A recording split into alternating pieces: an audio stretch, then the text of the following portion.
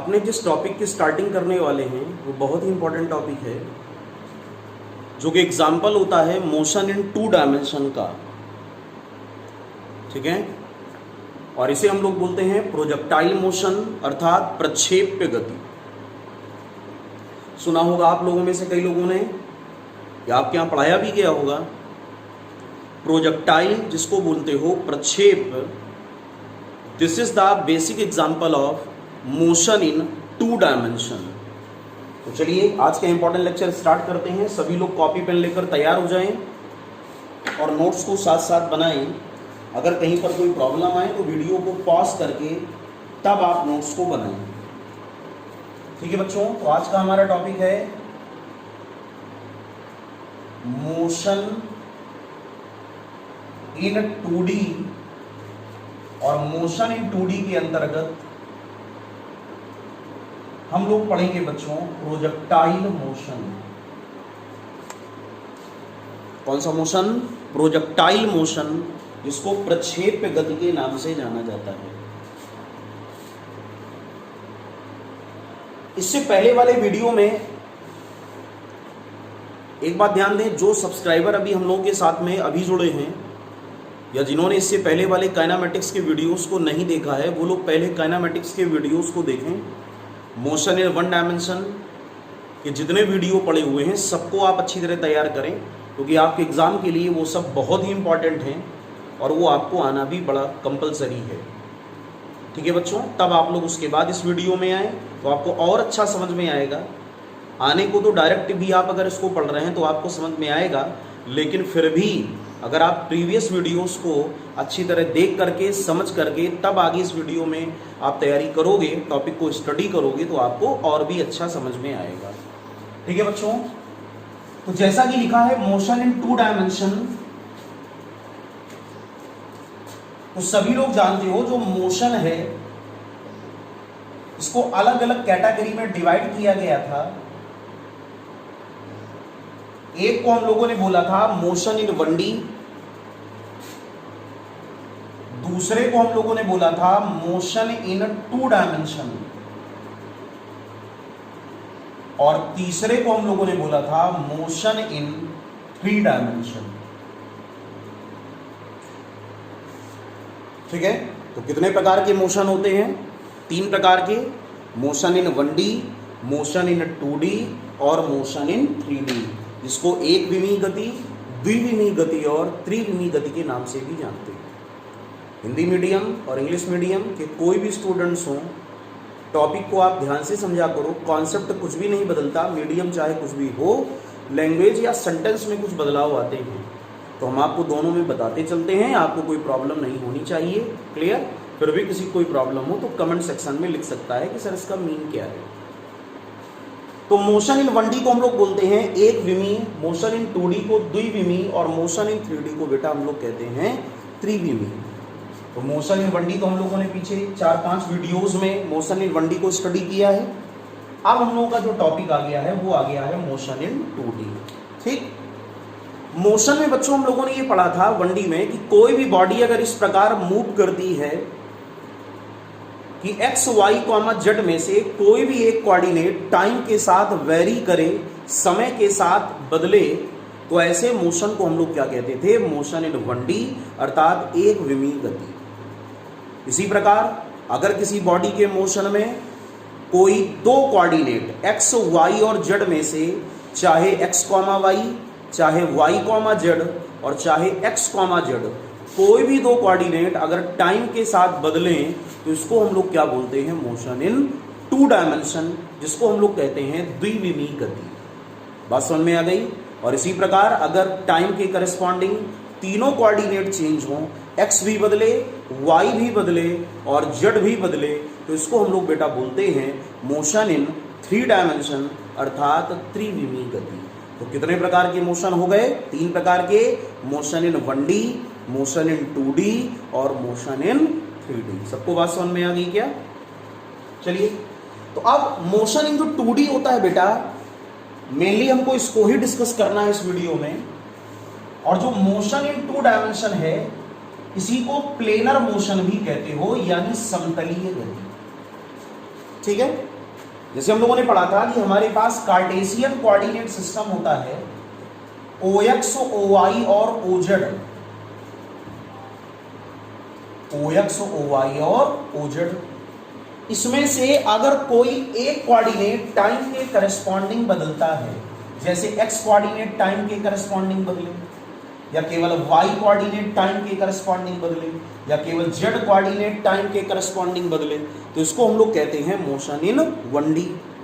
लेकिन अगर टाइम के करस्पॉन्डिंग कोई दो कोऑर्डिनेट बदले, ठीक है, बॉडी का मोशन x में भी हो और y में भी हो, केवल x में हो, x को हम लोग क्या बोलते थे, i कैप, y को क्या बोलते थे, j कैप, और z को क्या बोलते थे, k कैप। तो अगर बॉडी का मोशन केवल i कैप में है तो हम लोग बोलते हैं मोशन इन 1D।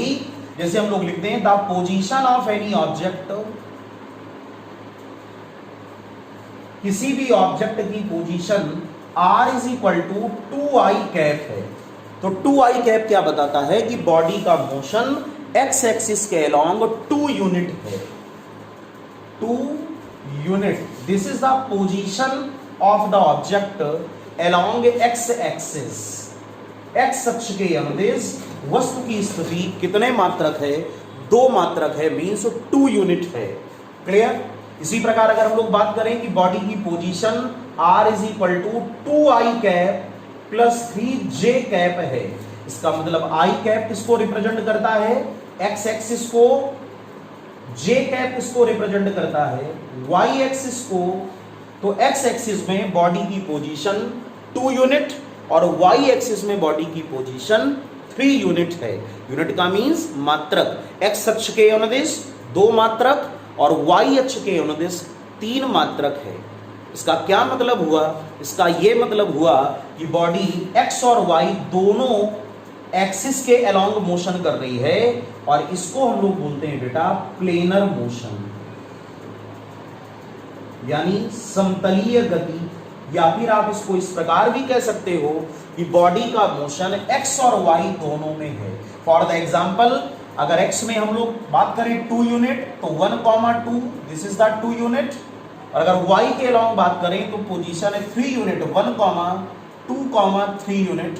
तो अगर हम लोग इसका कोई पोजीशन को यहां पर ग्राफ में रिप्रेजेंट करें तो this is the position of this particle या दिस ऑब्जेक्ट जो हमको गिवन है, r vector is equal to 2i cap plus 3j cap. तो अगर आप इस पॉइंट P को देखें तो ये कहां पर आ गया, ये इस वाले प्लेन में आ गया। और ये प्लेन बेटा कौन सा प्लेन है, ये xy प्लेन है। कौन सा प्लेन है, xy प्लेन। इसका मतलब ये जो पोजीशन वेक्टर आपको दिया है r vector is equal to 2i plus 3j cap, ये xy प्लेन में ऑब्जेक्ट की पोजीशन को रिप्रेजेंट करता है। ये बात सबको समझ में आ गई, क्लियर। दूसरा एक और एग्जांपल ले लेते हैं। किसी भी ऑब्जेक्ट की पोजीशन वेक्टर जिसको स्थिति सदिश आप लोग कहते हो, वो r vector is equal to 2i cap plus 3k cap है। ये हमको क्या इंफॉर्मेशन दे रहा है, i कैप का मीन्स हुआ अलोंग x एक्सिस और k कैप का मीन्स हुआ अलोंग z एक्सिस। इसका क्या मायने हुआ कि बॉडी की पोजीशन x एक्सिस के अलोंग 2 यूनिट 2 मात्रक और z एक्सिस के अलोंग 3 यूनिट अर्थात 3 मात्रक है। क्लियर। तो ये कौन सी एक्सिस है, x, और ये वाली कौन सी है, z। इसका मतलब अगर हम लोग ऑब्जेक्ट की पोजीशन को डिस्क्राइब करें, अगर हम लोग ऑब्जेक्ट की पोजीशन को डिस्क्राइब करें, ये हो गया OX, ये OY और ये OZ। क्लियर। अब देखिए x एक्सिस में कितना, 2 यूनिट। तो यहां पर x एक्सिस की अगर बात करो तो 2 यूनिट 1,2, और अगर आप बात करो z एक्सिस की तो 3 यूनिट 1,2,3।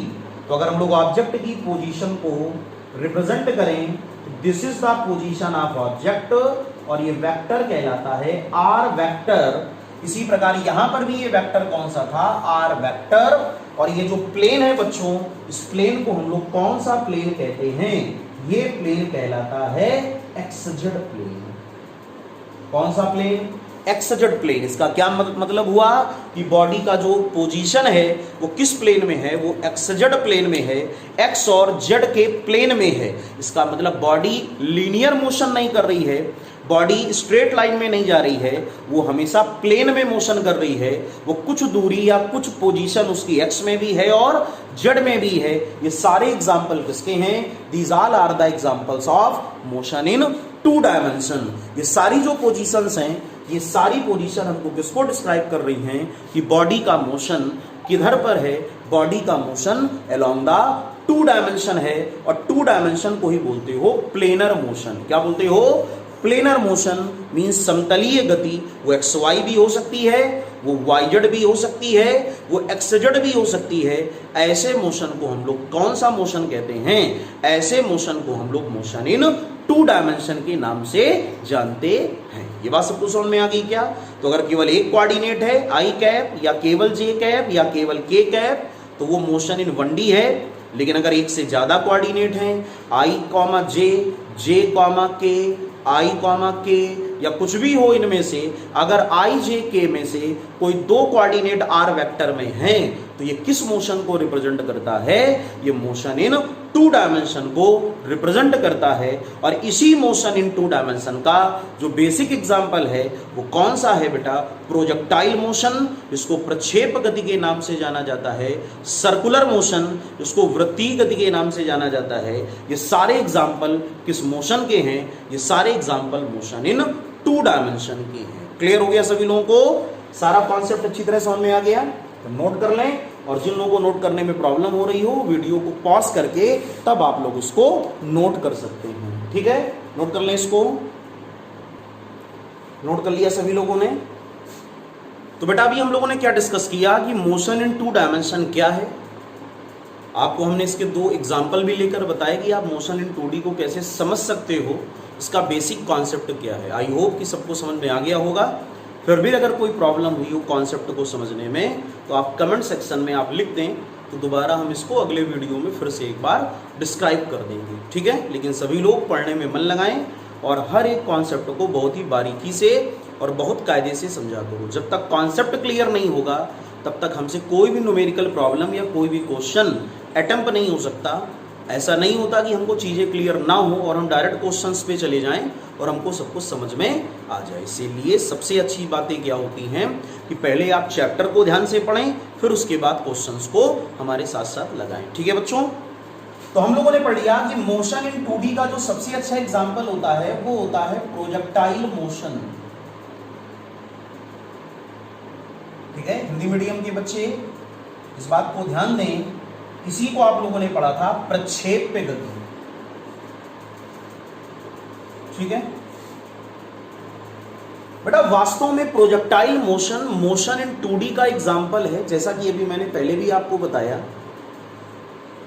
किसी भी ऑब्जेक्ट को अगर हॉरिजॉन्टल से कोई एंगल बनाते हुए थ्रो किया जाए, किसी भी ऑब्जेक्ट को अगर हॉरिजॉन्टल से किसी एंगल को बनाते हुए इनिशियल वेलोसिटी से थ्रो किया जाए, फेंका जाए, तो वो ऑब्जेक्ट एक ट्रेजेक्ट्री बनाती है, एक कर्व पाथ बनाती है।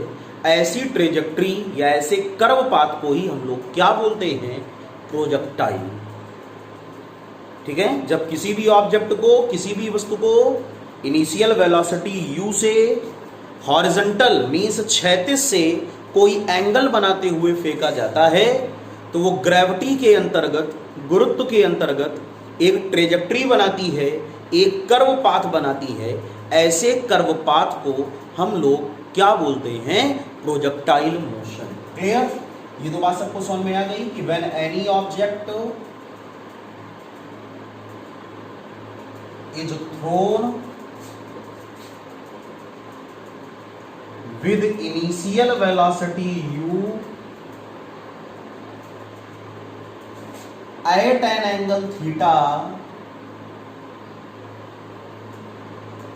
from horizontal, then object moves under gravity, moves under gravity and makes a curved path. Clear? इसी को हम लोग ट्रेजेक्ट्री भी कहते हैं। Such path is known as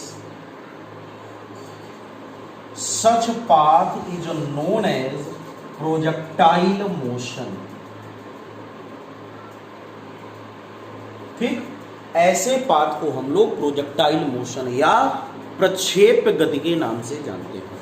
सबको बात समझ में आ गई? किसी भी ऑब्जेक्ट को, किसी भी वस्तु को इनिशियल वेलोसिटी यानी प्रारंभिक वेग u से अगर हॉरिजॉन्टल से कोई एंगल बनाते हुए थ्रो किया जाता है तो वो एक कर्व पाथ पर चलती है। और ऐसे कर्व पाथ को हम लोग क्या बोलते हैं बच्चों? ऐसे कर्व पाथ को हम लोग प्रोजेक्टाइल के नाम से जानते हैं। जैसे यहां पर ये OX और ये OY हो गया,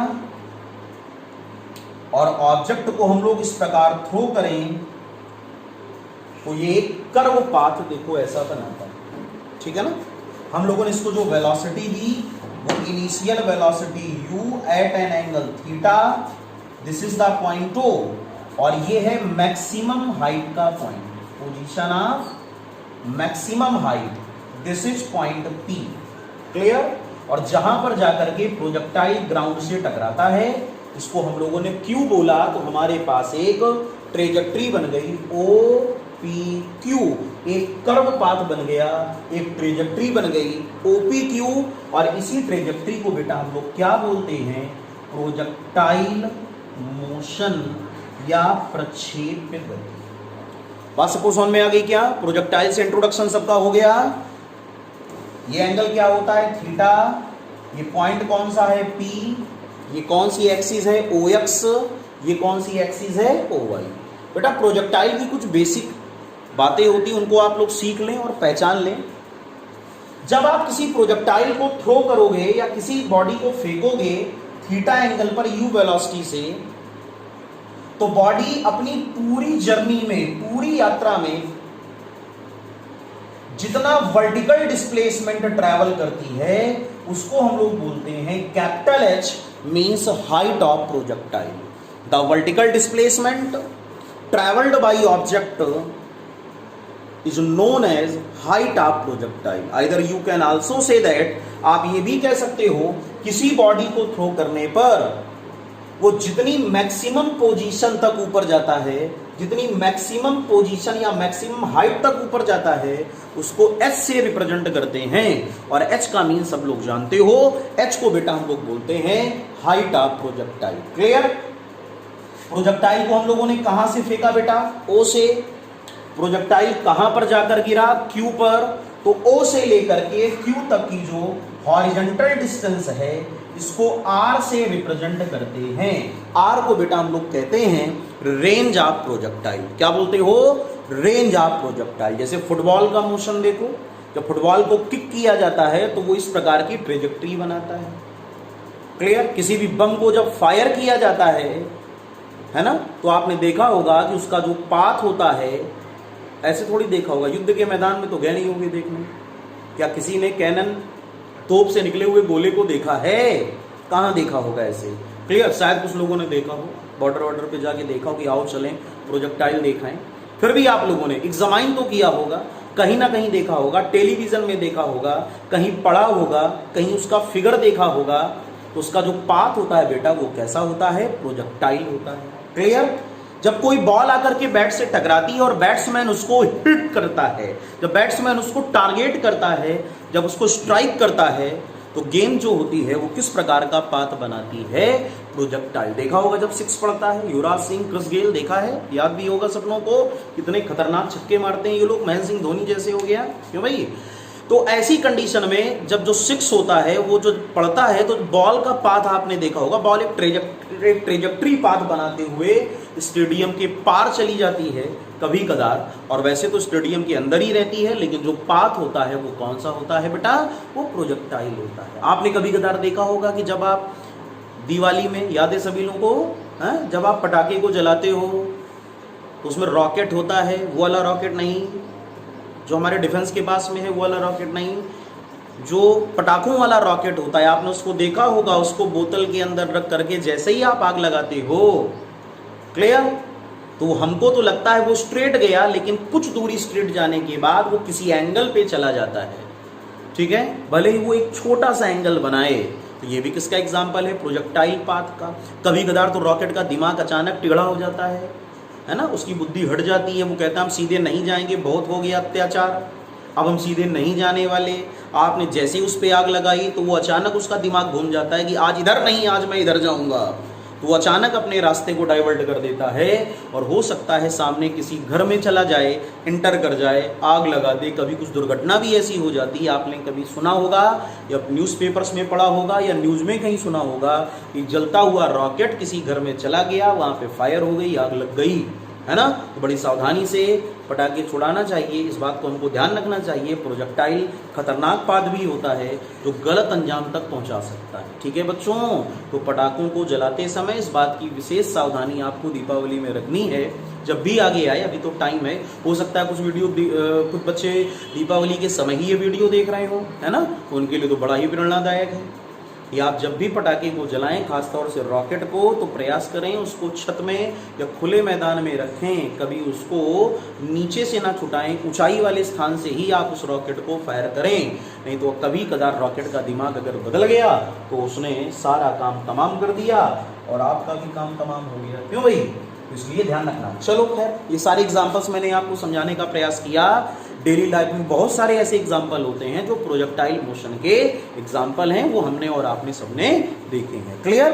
तो बच्चों चर्चा ये चल रही थी कि जब रॉकेट को या जब किसी ऑब्जेक्ट को ओ से छोड़ा और वो क्यू पे गिरा, तो उसने जितनी हॉरिजॉन्टल डिस्टेंस ट्रेवल करी उसे कैपिटल आर कहते हो, रेंज ऑफ प्रोजेक्टाइल। और ओ से क्यू तक, देखो बेटा, बॉडी को छोड़ा कहां से? ओ से, वो गिरा कहां? क्यू पर। तो ओ से क्यू तक वो जितनी देर एयर में रहा, उसने जितना समय एयर में स्पेंड किया, उसको हम लोग कहते हैं time of flight. It is represented by T, clear. T को बोला जाता है टाइम ऑफ फ्लाइट, यानी उड़ान का समय। तो T is equal to time of flight, उड़ान का समय। H is equal to height of projectile, प्रक्षेप की ऊंचाई, क्लियर। और R is equal to range of projectile, range of projectile means प्रक्षेप की परास। हिंदी मीडियम वाले बच्चे भी ध्यान दें, कंफ्यूज ना हो। रेंज का मतलब परास, हाइट जानते हो ऊंचाई, और टाइम ऑफ फ्लाइट को आपको भी पता होगा, उड़ान का समय। सुना होगा कई बार एरोप्लेन में, क्यों भाई? अच्छी पढ़ाई करो, आपको बैठने को मिलेगा। प्लेन से आप इधर से उधर जाओगे तो आप जगह जगह लिखा देखोगे एयरपोर्ट में फ्लाइट टाइम, या जो टिकट हमको मिलती है या जो बोर्डिंग पास मिलता है उसमें लिखा रहता है फ्लाइट टाइम, मतलब कितने ड्यूरेशन का टाइम आपको दिल्ली से मुंबई जाने में लगेगा, क्लियर। ऐसा होता है ना, कब देखा होगा? नहीं देखा होगा तो आगे आप देखोगे। इसीलिए कहा जाता है खूब पढ़ाई करो, मेहनत करो, उन्नति करो। तो ये सारी बातें आपको समझ में आ गई होंगी। टी को बोलते हो टाइम ऑफ फ्लाइट, जितना टाइम किसी बॉडी ने एयर में लिया। एच को बोलते हो हाइट ऑफ प्रोजेक्टाइल, जितनी ऊंचाई किसी बॉडी ने ट्रेवल करी एयर में। और आर को बोलते हो रेंज ऑफ प्रोजेक्टाइल, बॉडी ने जब एयर से वापस अर्थ को स्ट्राइक किया, अर्थ पर आकर गिरी, तो जहां से आपने उसको फेंका और वो जहां पर आकर गिरी, वहां से लेकर दोनों बिंदुओं के बीच की जो हॉरिजॉन्टल डिस्टेंस है, जैसे पहला पॉइंट यहां पर O और दूसरा Q, तो ये हॉरिजॉन्टल डिस्टेंस को हम लोग क्या बोलते हैं? Range of projectile. बोलो बेटा, सबको समझ में आ गया? बहुत ही आसान तरीके से मैंने आपको सारी चीजें बताई हैं, इंट्रोडक्शन कराया है, ताकि जो बच्चे कमजोर भी हों या उनको लगे कि हमको कुछ चीजें नहीं आती हैं, तो वो सीधे डायरेक्ट न्यूमेरिकल्स पे ना आए, पहले कॉन्सेप्ट को अच्छी तरह समझ लें कि ये होता है प्रोजेक्टाइल। जहां पर आपको नोट्स बनाने में प्रॉब्लम हो, आप वीडियो को पॉज करके नोट्स को बनाएं और खूब मेहनत करें, ताकि ये सारे जो इंपॉर्टेंट टॉपिक्स हैं 11th के पार्ट के, ये आपको अच्छी तरह तैयार हो जाएं। और जेई के एग्जाम में या डिफेंस के एग्जाम में या फिर नीट के एग्जाम में जब आप बैठो तो आपको प्रोजेक्टाइल मोशन से कोई खतरा ना लगे, हमको लगे कि सारे कॉन्सेप्ट हमको अच्छी तरह क्लियर हैं। ठीक है बच्चों, चलिए कुछ बातें और हैं प्रोजेक्टाइल की, उनको हम लोग समझ लेते हैं।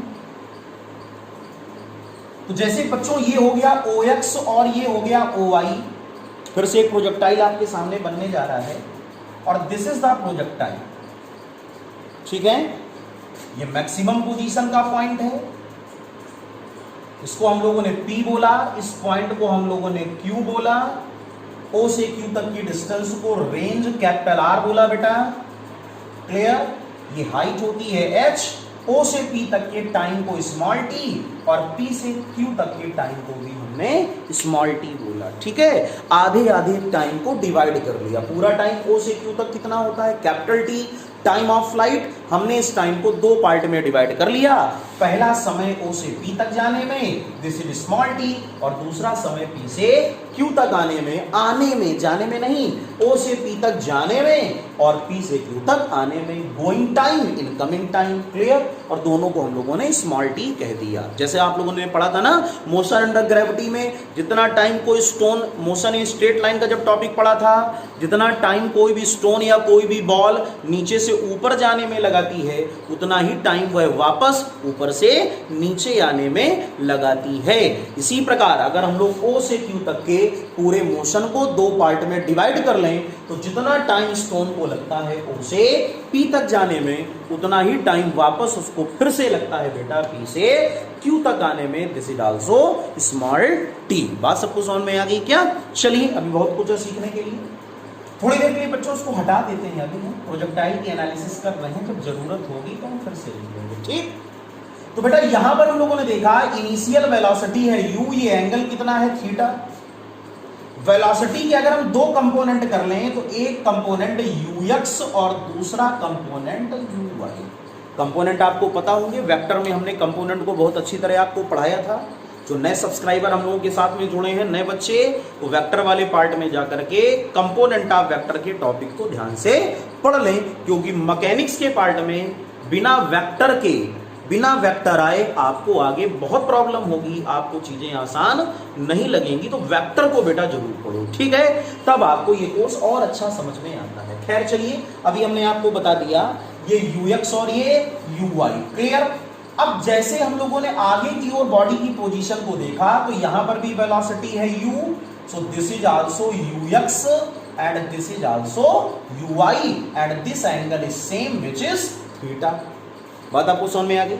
जब ऑब्जेक्ट कहां पर आया P पर, तो जरा गौर से सब लोग देखें, अब ऑब्जेक्ट P से ऊपर नहीं जाएगा, अब बॉडी P से ऊपर नहीं जाएगी। इसका मतलब बॉडी P से लौटना स्टार्ट कर रही है, तो बॉडी में कोई वर्टिकल मोशन P पर नहीं होगा। पॉइंट P पर वर्टिकल मोशन, ये कौन सा मोशन है? हॉरिजॉन्टल, और इधर कौन सा है? ये वर्टिकल। तो अगर हम लोग बात करें कि बॉडी P से ऊपर अब नहीं जा रही है, इसका मतलब ये हुआ कि vertical component of velocity will be zero at point P। This is very most important fact, आपको लर्न होना चाहिए। पॉइंट P पर वेलोसिटी का वर्टिकल कंपोनेंट जीरो होता है, बिंदु P पर वेग का ऊर्ध्व घटक जीरो होता है, क्योंकि जब आपने बॉडी को फेंका तो वो P से ऊपर और नहीं जा सकती। इसका मतलब ये हुआ कि vertical component of velocity will be zero at point P।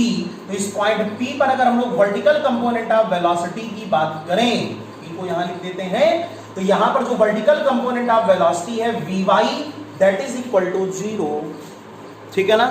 अब कुछ बच्चे सोच रहे होंगे कि अभी तक सर ने u लिया था, v ले लिया। बिल्कुल भी परेशान ना होना, क्योंकि O से P तक बॉडी का मोशन गोइंग था, जाने वाला, और P से Q पर बॉडी का मोशन इनकमिंग है, अर्थात आने वाला, इसलिए हमने V मेंशन कर लिया। बाकी आप ये ध्यान दें कि जो Vy है वही Uy है, तो जो Vy जीरो मीन्स Uy भी क्या होता है? जीरो। तो आपको कंफ्यूज होने की जरूरत नहीं है, बिंदु P पर Vy भी जीरो है और Uy भी क्या है? जीरो है। और यहां पर जो Vx है वही बेटा क्या है? Ux है। सबको बात समझ में आ गई क्या? Vx और Ux।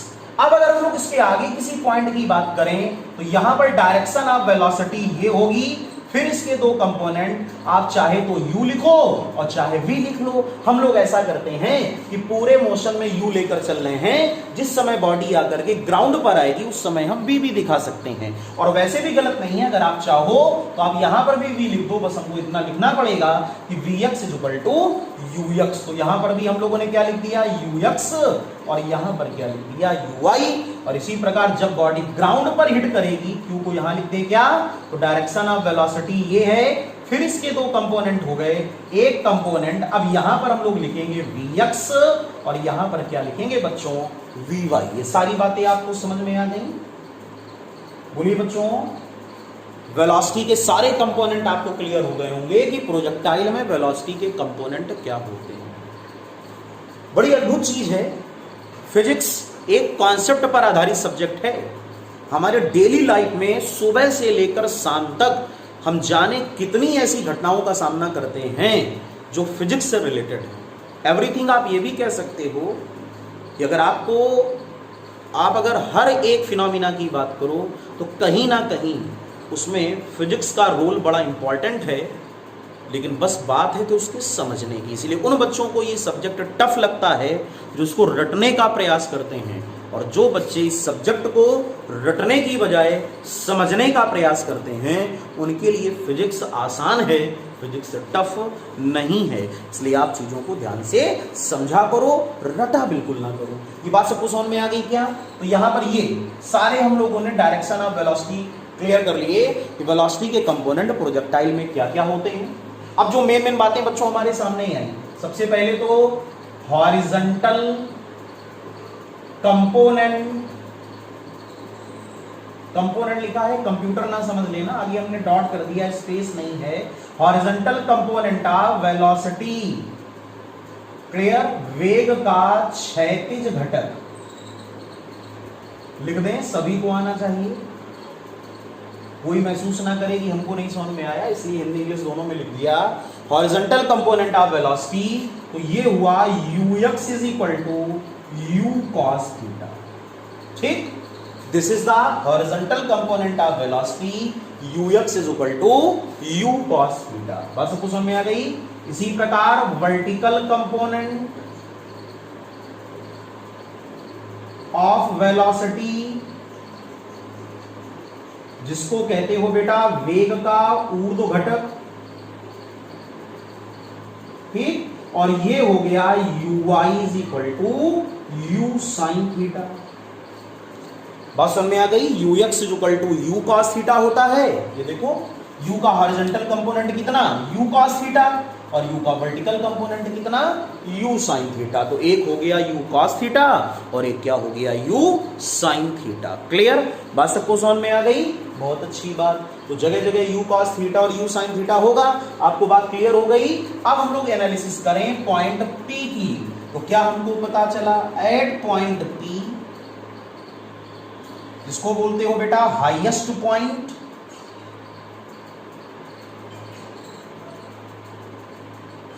उच्चतम बिंदु। अगर हम हाईएस्ट पॉइंट की बात करें तो हाईएस्ट पॉइंट पर Vy कितना है, 0, मीन्स u sin थीटा भी क्या होगा, 0। इस बात को कतई ना भूलना, उच्चतम बिंदु पर वेग का ऊर्ध्व घटक, वर्टिकल कंपोनेंट ऑफ वेलोसिटी हमेशा क्या होती है, 0 होती है। तो u sin theta is equal to बेटा क्या हो गया, 0 हो गया। यहां पर केवल क्या रहता है, u cos theta at point P, बिंदु P पर हमको पता होना चाहिए Vy इज इक्वल टू 0 हो गया। लेकिन अगर Vx की बात करो तो Vx is equal to ux is equal to, अब भी क्या होगा बेटा, u sin थीटा। ये सारी बातें आपको क्लियर हो गई होंगी। बोलिए, प्रोजेक्टाइल की पूरी एनालिसिस आपको समझ में आ गई कि प्रोजेक्टाइल कैसे बनता है, प्रोजेक्टाइल की फिजिक्स क्या होती है, प्रोजेक्टाइल में क्या क्या केसेस होते हैं। ये सारी बातें हमको बहुत अच्छी तरह समझ में आनी चाहिए। आई होप आपको सब क्लियर हो गया होगा।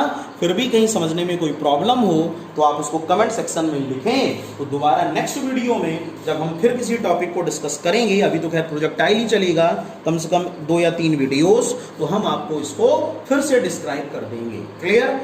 नोट कर लें सभी लोग कॉपी में, सभी लोग कॉपी पेन लेकर बैठा करें और मेन चीजों को नोट करते रहा करें। और वैसे तो आप जानते हो कि वीडियो को पॉज करके भी आप नोट कर लेते हो, तो बहुत अच्छी बात। ठीक है बच्चों,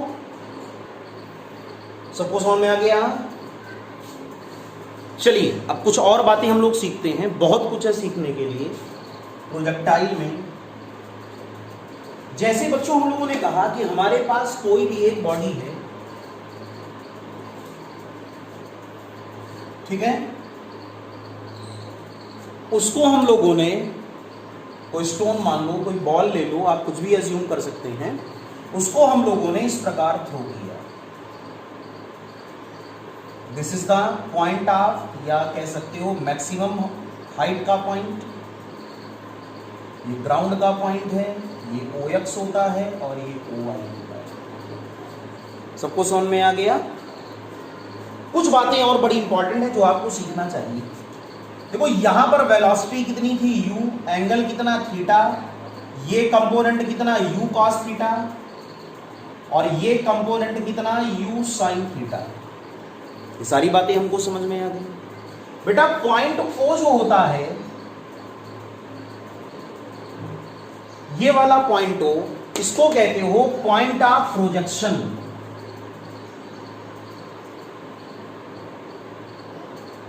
प्रक्षेपण बिंदु। कई बार क्वेश्चंस में ऐसे करके दिया रहेगा कि at the point of projection, तो आप कंफ्यूज ना हो, ओ को कहते हो पॉइंट ऑफ प्रोजेक्शन यानी प्रक्षेपण बिंदु। क्लियर? पॉइंट P को कहते हो हाईएस्ट पोजीशन, जिसको कहते हो उच्चतम स्थिति। क्लियर? और उसके बाद पॉइंट Q को तो जानते हो, अर्थ का पॉइंट है जहां पर प्रोजेक्टाइल आकर टकराएगा। बच्चों आप सभी लोग जानते हैं कि जब किसी बॉडी में मास होगा, हर बॉडी में मास होता है, चाहे कम हो चाहे ज्यादा, और आप उसको कोई वेलोसिटी दोगे तो बॉडी में मोमेंटम जनरेट हो जाता है, जिसको संवेग कहा जाता है। Momentum mass into velocity, momentum mass into velocity. तो एक बात तो समझने वाली है कि आपने जैसे किसी बॉडी को O से थ्रो किया तो बॉडी के पास क्या आ गया होगा, मोमेंटम, और उसी मोमेंटम को हम लोग बोलते हो मास इंटू वेलोसिटी। तो यहां पर अगर बॉडी के मास को m लेट किया जाए, m is equal to mass of body. Clear? और बॉडी की वेलोसिटी है u, तो बॉडी का इनिशियल मोमेंटम कितना होगा, mu। बॉडी का इनिशियल मोमेंटम यानी प्रारंभिक संवेग कितना होगा, mu होगा। क्लियर?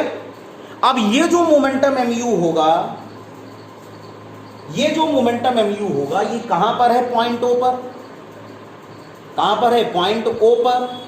लेकिन अगर हम लोग बात करें पॉइंट P की, नोट करते हैं क्या यहां पर, एट पॉइंट P, पहले O पर समझ लो, at point O momentum, momentum को जानते हो, संवेग कहते हैं, P is equal to mu। लेकिन अगर बात करी जाए पॉइंट P की, तो यहां पर कौन सी वेलोसिटी जीरो है, यहां पर u sin थीटा जीरो है, यहां पर केवल क्या है, u cos थीटा। यहां पर केवल क्या है, u cos थीटा। इसका मतलब अगर हम लोग बात करें कि एट पॉइंट P, ठीक है, मोमेंटम, तो मोमेंटम होगा P is equal to mu cos theta. P is equal to कितना होगा, बोलो, mu cos थीटा। तो यहां पर जो मोमेंटम होगा वो mu cos थीटा, और यहां पर जो मोमेंटम होगा वो क्या होगा, mu। दूसरी बात हम लोग क्या जानते हैं कि जब कोई बॉडी मूव करेगी तो उसमें काइनेटिक एनर्जी होगी, उसमें गतिज ऊर्जा होगी, क्योंकि बॉडी में वेलोसिटी है, वेलोसिटी से एनर्जी डेवलप होती है, वेग से ऊर्जा आती है। किसी वस्तु को आप वेग दोगे उसमें गतिज ऊर्जा आएगी। अगर बॉडी अपनी जगह रुकी है उसमें पोटेंशियल एनर्जी यानी स्थितिज ऊर्जा होगी। लेकिन अगर बॉडी मोशन में है तो उसमें कौन सी एनर्जी होगी बेटा, उसमें काइनेटिक एनर्जी होगी। कौन सी होगी, काइनेटिक एनर्जी। तो अगर हम लोग बात करें एट पॉइंट O, तो पॉइंट O पर यदि हम लोग क्या निकालें, काइनेटिक एनर्जी अर्थात गतिज ऊर्जा, तो K is equal to half mu square होगा। This is the kinetic energy at this point. इस पॉइंट पर काइनेटिक एनर्जी कितनी होगी बताइए बच्चों, k is equal to half mu square. और अगर इसी जगह हम लोग बात करें इसकी पॉइंट P की, at point P highest position और काइनेटिक एनर्जी की बात करें तो हाफ m, लेकिन u की जगह हमको क्या लेना पड़ेगा, u cos थीटा का whole half square, means kinetic energy कितनी होगी, half mu square cos square theta. ये बात आपको समझ में आ गई क्या? यहां पर काइनेटिक एनर्जी कितनी होगी, हाफ mu स्क्वायर। लेकिन अगर यहां पर काइनेटिक एनर्जी की बात करें तो यहां पर काइनेटिक एनर्जी यानी गतिज ऊर्जा कितनी होगी, तो यहां पर काइनेटिक एनर्जी होगी half mu square cos square theta. पूरी बात आपको अच्छी तरह समझ में आ गई, मोमेंटम भी क्लियर हो गया, काइनेटिक एनर्जी भी क्लियर हो गई। तो जहां से बॉडी को थ्रो करोगे यहां पर मोमेंटम कितना होगा, mu। जहां पर बॉडी हाईएस्ट पोजीशन पे पहुंचेगी यहां पर मोमेंटम कितना होगा, mu cos थीटा। जहां से बॉडी को थ्रो करोगे यहां काइनेटिक एनर्जी कितनी होगी, हाफ mu स्क्वायर। और हाईएस्ट पोजीशन की अगर बात करो तो वहां पर काइनेटिक एनर्जी कितनी होगी, half mu square cos square theta. और अगर यहां पर आकर के बॉडी रेस्ट में आ गई, टप्पा खा करके वापस नहीं उछली, स्ट्राइक करके जंप नहीं करी, तो यहां पर काइनेटिक एनर्जी क्या होगी, जीरो, और मोमेंटम भी क्या हो जाएगा, जीरो।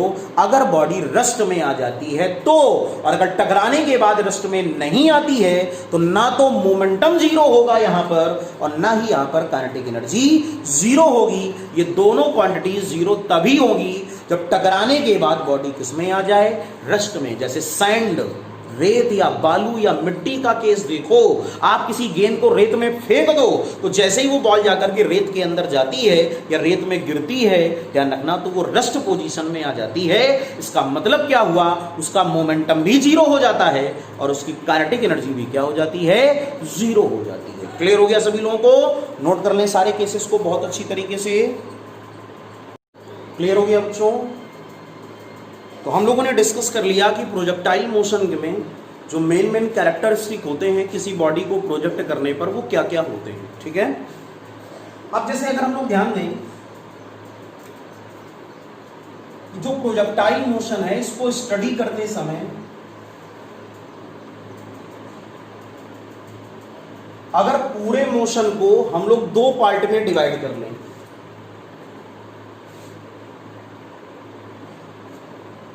ठीक है, पूरे प्रोजेक्टाइल मोशन को अगर हम लोग दो पार्ट में डिवाइड कर लें,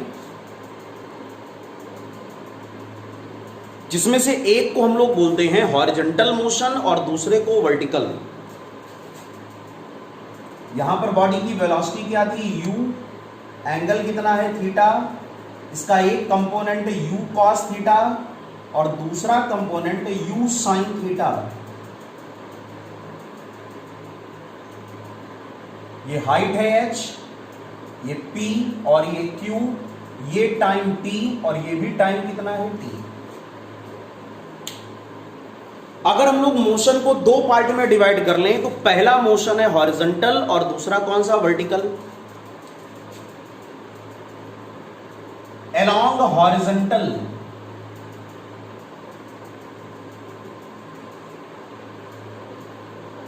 मोशन, क्षैतिज गति की अगर हम लोग बात करें तो वेलोसिटी कितनी है, हॉरिजॉन्टल में वेलोसिटी है ux is equal to u cos theta, ठीक है। अगर हॉरिजॉन्टल में हम लोग एक्सीलरेशन की बात करें तो एक्सीलरेशन कितना है, ax इज इक्वल टू 0, ठीक है। हॉरिजॉन्टल डायरेक्शन में कोई एक्सीलरेशन नहीं है, क्यों? क्योंकि पूरे मोशन में चाहे O से P की बात करो या P से Q की बात करो, पूरे मोशन में हॉरिजॉन्टल कंपोनेंट ऑफ वेलोसिटी में कोई बदलाव नहीं होता। During the whole motion, during the whole projectile motion, the horizontal component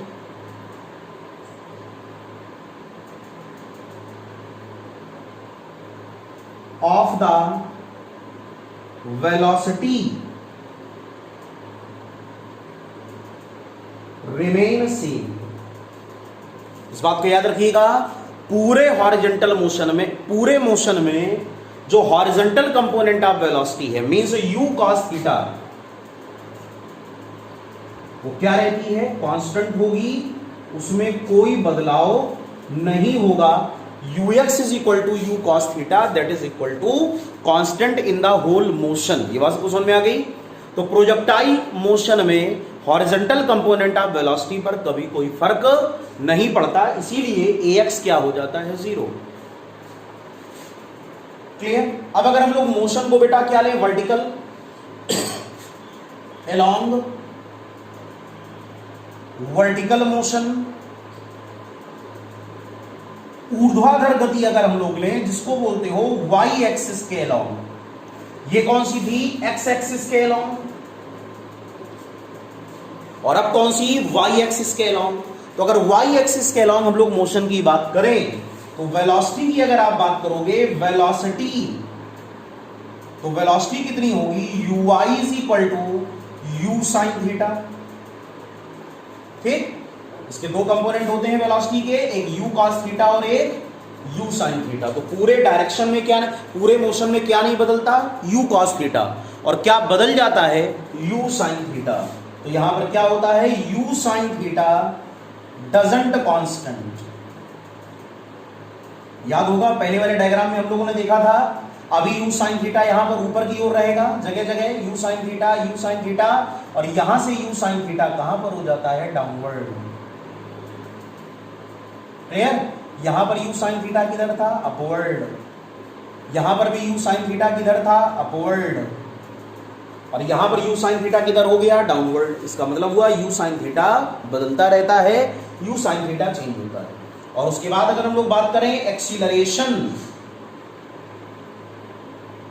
along y direction, तो हम लोगों को ये पता है कि y एक्सिस में जो एक्सीलरेशन होगा वो डाउनवर्ड है, और वो एक्सीलरेशन ड्यू टू ग्रेविटी, और एक्सीलरेशन ड्यू टू ग्रेविटी क्या होती है, g। अब चूंकि ये डाउनवर्ड है तो उसको हम लोग क्या लिख सकते हैं, माइनस g। अच्छा एक बात ध्यान दीजिएगा, प्लस माइनस में कंफ्यूज ना होना। ay is equal to minus g कब लेके चलोगे, जब आप हर बार इक्वेशन क्या लगाओगे, v is equal to u plus gt। लेकिन अगर आप इक्वेशंस में बदलाव कर रहे हो कि जब बॉडी ऊपर जाए तो v is equal to u minus gt, तो वहां पर आप फिर g को माइनस में नहीं रखोगे, g का एक ही साइन लेना है, या तो पहले नेगेटिव ले लो और या तो बाद में नेगेटिव ले लो। बात सबको क्लियर हो गई, सबको समझ में आ गया। तो पूरे प्रोजेक्टाइल मोशन को हमको कितने पार्ट में स्टडी करना है, दो पार्ट में, एक हॉरिजॉन्टल और एक वर्टिकल। जो हॉरिजॉन्टल है क्लियर वो आपके सामने है, इधर लिखा हुआ है, और जो वर्टिकल है वो भी आपके सामने इधर लिखा हुआ है। तो जो बच्चे इसको नोट करना चाहें वो नोट कर लें, और या तो साथ साथ इसको नोट करके तब आगे की ओर बढ़े। ठीक है, ठीक है बच्चों। जैसे हमारे पास ये प्रोजेक्टाइल है,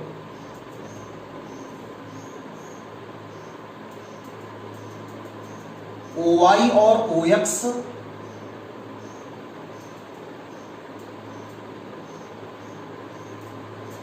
पूरे मोशन को दो पार्ट में हम लोगों ने डिवाइड किया, OP और PQ, O से P और P से Q। अगर O से P तक के टाइम को स्मॉल t और P से Q तक के टाइम को स्मॉल t बोले, और हम लोग इस टाइम की एनालिसिस करें, यहां पर वेलोसिटी है u, ये एंगल है थीटा, ये u cos थीटा और u sin थीटा। ध्यान से समझिएगा। अगर हम लोग बात करें फ्रॉम O टू P,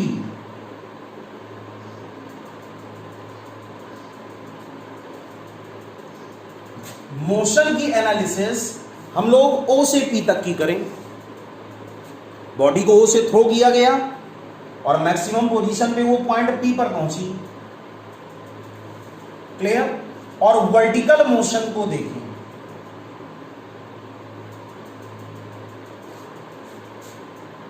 तो हम लोगों ने एक क्वेश्चन लगाई, Vy is equal to uy plus gt।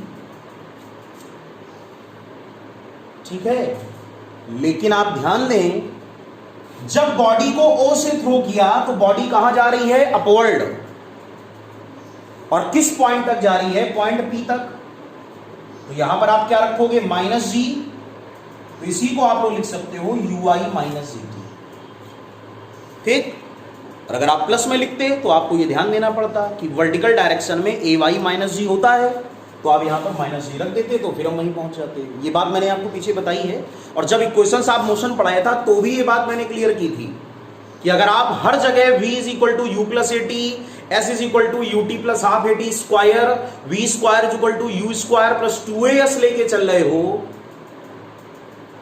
ठीक है, तब आप लोग एक्सीलरेशन को माइनस जी ले सकते हो।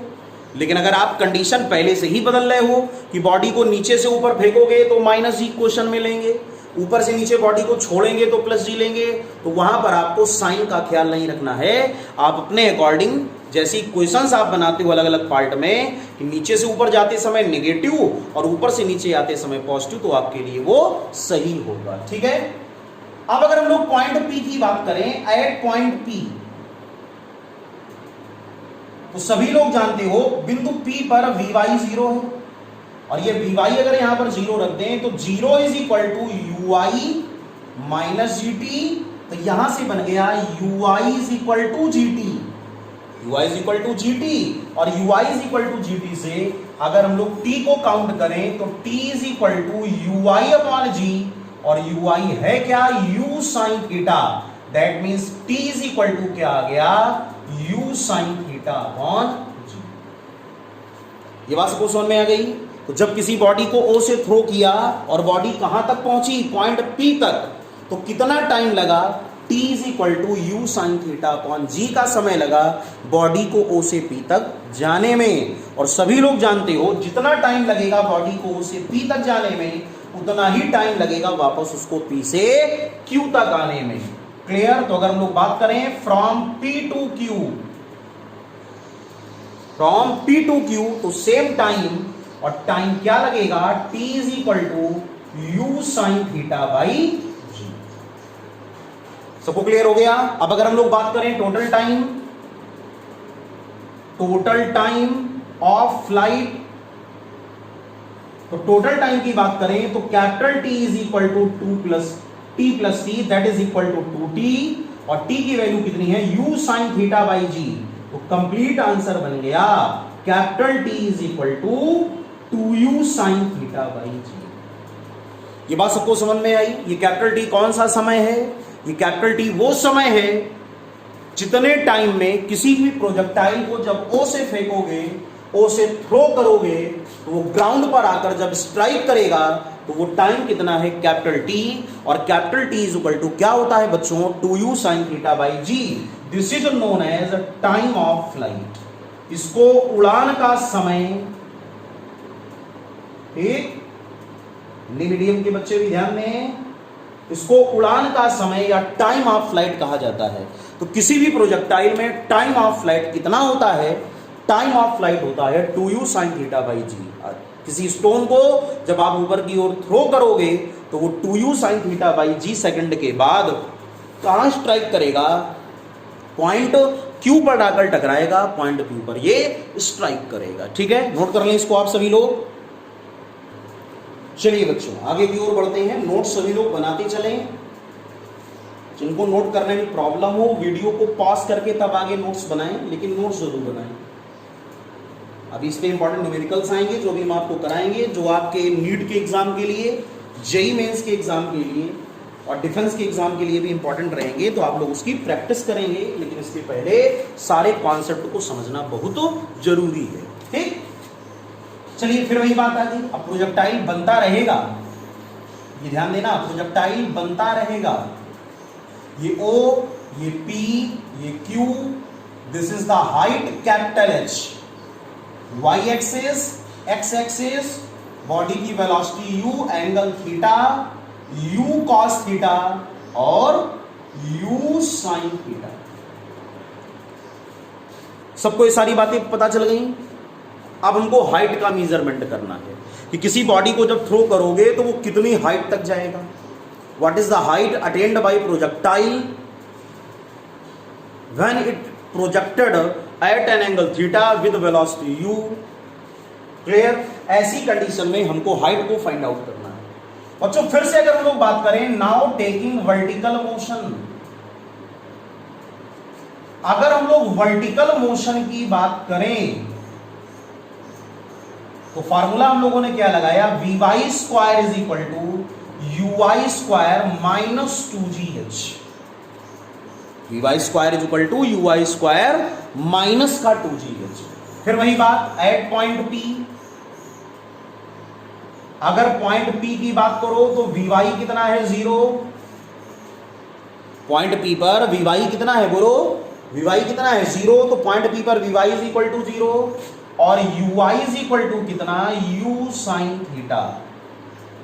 इन वैल्यूज को अगर हम लोग यहां पर पुटअप करें, देन वी स्क्वायर की जगह 0 का square is equal to ui square की जगह u साइन थीटा का होल हाफ स्क्वायर और माइनस का 2gh, तो यहां से बन गया h is equal to u square sine square theta upon 2g।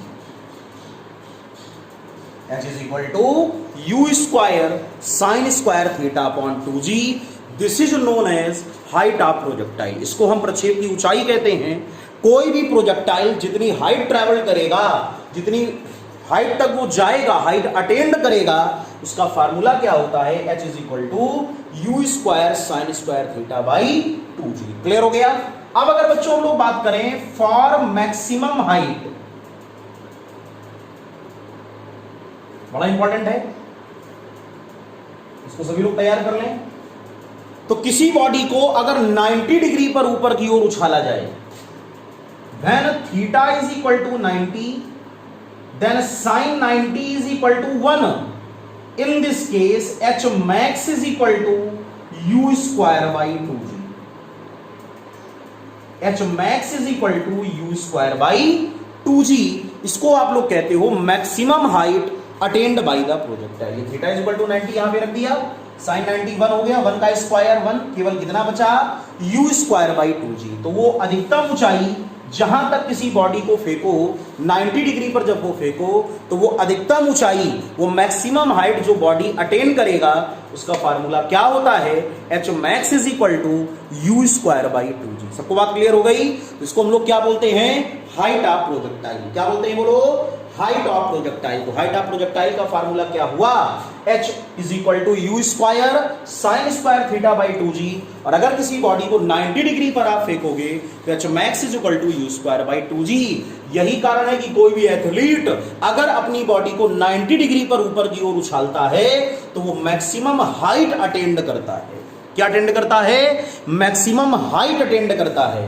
कोई भी प्लेयर अगर किसी बॉल को 90 डिग्री पर ऊपर की ओर फेंक दे तो वो बॉल मैक्सिमम हाइट को अटेंड करेगी, और वो होता ही कितनी है, h max is equal to u square by 2g। Clear, rough कर दिया जाए इसको, बहुत अच्छी बात। तो आप लोगों को हाइट का केस भी क्लियर हो गया कि हाइट क्या होती है, h हो गया, और टाइम हो गया टाइम ऑफ फ्लाइट जिसको कहा जाता है।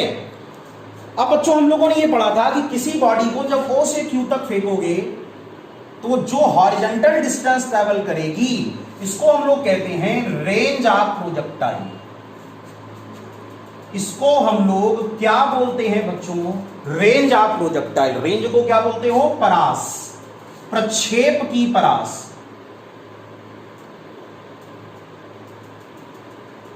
ठीक, सभी लोग फार्मूला जानते हो, हॉरिजॉन्टल डिस्टेंस, क्षैतिज दूरी is equal to horizontal velocity, क्षैतिज वेग इनटू टाइम। ठीक है, चाल बराबर दूरी बटे समय, पढ़ा होगा सब लोगों ने, दूरी बराबर चाल बटे समय, वही मैंने लिख दिया है। Horizontal distance is equal to horizontal velocity into time. अगर आप हॉरिजॉन्टल डिस्टेंस की बात करो तो that is r is the horizontal distance. अगर आप हॉरिजॉन्टल वेलोसिटी की बात करो बच्चे तो ux होगा, और अगर आप टाइम की बात करो तो कैपिटल T होगा। और सभी लोग जानते हो ux इज इक्वल टू होता है u cos theta. Capital T हम लोग पहले काउंट कर चुके हैं 2u sin theta by g। और बच्चों अगर आप ध्यान दें तो r इज इक्वल टू ये लिखा है 2 sin theta cos theta sin 2 theta, और u इंटू यू स्क्वायर, तो u square sine 2 theta by g, this is known as range of projectile.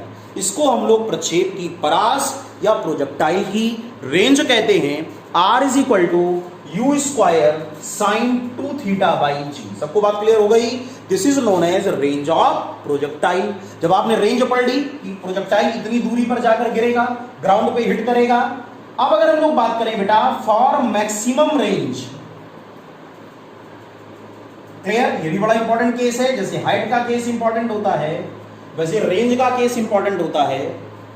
तो साइन 2 थीटा में अगर 2 थीटा की वैल्यू 90 डिग्री या थीटा की वैल्यू 45 डिग्री हो,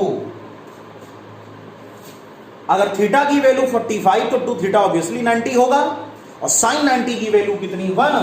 that mean sine 2 theta is equal to 1।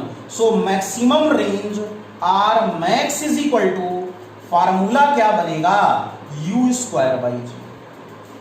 ये बात सबको समझ में आ गई क्या? इसको बोला जाता है मैक्सिमम रेंज ऑफ प्रोजेक्टाइल। तो जो प्रोजेक्टाइल की मैक्सिमम रेंज होती है उसको आर मैक्स से रिप्रेजेंट करते हो, और R max is equal to कितना होता है? U square by g. क्या इसका मीन हुआ? अगर किसी बॉडी को हम 45 डिग्री पर, 45 डिग्री पर, ये एंगल कहां से होता है? हॉरिजॉन्टल से। 45 डिग्री पर अगर हम लोग थ्रो करें, 45 डिग्री पर फेंकें, तो सबसे ज्यादा दूर जाएगी, उसकी रेंज मैक्सिमम होगी। तो दो बातें मत भूलना, 90 डिग्री पर अगर बॉडी को थ्रो करोगे तो एच मैक्सिमम, हाइट मैक्सिमम होगी, और अगर आप 45 डिग्री पर बॉडी को थ्रो करोगे, 45 डिग्री पर अगर आप बॉडी को थ्रो करोगे, तो रेंज क्या होगी? मैक्सिमम। कई सारे न्यूमेरिकल्स में ये फार्मूले बार बार अप्लाई होंगे, इसलिए आपको सीखना बहुत जरूरी है। बच्चों सबको क्लियर हो गया? ये पूरा टॉपिक बड़ा इंपॉर्टेंट है। क्लियर? इसको आप लोग बहुत अच्छी तरह तैयार करें। तो R max is equal to u square by g, H max is equal to कितना? U square by 2g, capital T is equal to कितना? 2u sine theta by g, R is equal to कितना? U square sine 2 theta by g, H is equal to कितना? U square sine square theta by 2g। ये सारी conditions हमको बहुत अच्छी तरह तैयार होनी चाहिए, तब आपको प्रोजेक्टाइल के पूरे टॉपिक में कमांड बनेगी। बच्चों सबको बात समझ में आ गई क्या? जहां आपको नोट करने में प्रॉब्लम हो वहां वीडियो को पॉज करके आप नोट्स बनाएं। अभी ये प्रोजेक्टाइल का बेटा पहला लेक्चर था, आगे इसके 2 या 3 वीडियोस अभी हम लोग और प्रोजेक्टाइल के बनाएंगे। चाहे आप बोर्ड की तैयारी कर रहे हो, चाहे आप फाउंडेशन की तैयारी कर रहे हो कंपटीशन की, चाहे आप जेईई मेंस की तैयारी कर रहे हो, चाहे आप नीट की तैयारी कर रहे हो, एनडीए की प्रिपरेशन कर रहे हो, डिफेंस की प्रिपरेशन कर रहे हो, कुछ भी आप कर रहे हो, ध्यान रखिएगा फिजिक्स में प्रोजेक्टाइल का पार्ट बड़ा ही इंपॉर्टेंट है। इसको सभी लोग मन लगाकर पढ़ें, इससे क्वेश्चंस एग्जाम में जरूर आते हैं जो आपके लिए बड़े उपयोगी हैं। अभी हम लोग न्यूमेरिकल्स का वीडियो बनाएंगे, तब आप इसको देखेंगे कि ये सारी चीजें हमारे लिए बड़ी इंपॉर्टेंट होती हैं। ठीक है बच्चों, तो आज के लेक्चर को या आज के वीडियो को यहीं से समाप्त करते हैं। आई होप कि आपको अच्छी तरह समझ में आ गया होगा। ठीक है, और भी ज़्यादा आप लोग इसको अच्छी तरह पढ़ें, बार बार रिवाइज करें। जिन बच्चों ने चैनल को सब्सक्राइब नहीं किया वो सब्सक्राइब करें। नए बच्चे जो हम लोग के साथ में जुड़े हुए हैं, ध्यान रखिएगा, वो प्रीवियस काइनेमेटिक्स के जो वीडियोस पढ़े हैं, गतिकी के, मोशन के, आप उनको पूरे पढ़ें और साथ साथ उनको तैयार करें। नेक्स्ट वीडियो में अन्य एक बहुत इंपॉर्टेंट टॉपिक के साथ, जैसे ये प्रोजेक्टाइल पढ़ा है, प्रोजेक्टाइल का सेकेंड पार्ट लेकर हम लोग फिर से आएंगे, और वो आपके लिए और भी इंपॉर्टेंट होगा और आपको पढ़ने में बहुत मजा आने वाला है। बच्चों आप लोग इसी प्रकार हमारा साथ देते रहें, तैयारी करते रहें। हम आपके लिए नए नए वीडियोस अच्छे अच्छे इंटरेस्टेड टॉपिक्स के लेकर आते रहेंगे, ताकि आपकी तैयारी इसी प्रकार निरंतर अच्छी बनी रहे। ठीक है बच्चों, तो नेक्स्ट वीडियो में आपसे फिर से मुलाकात होगी। तब तक के लिए जय हिंद, जय भारत।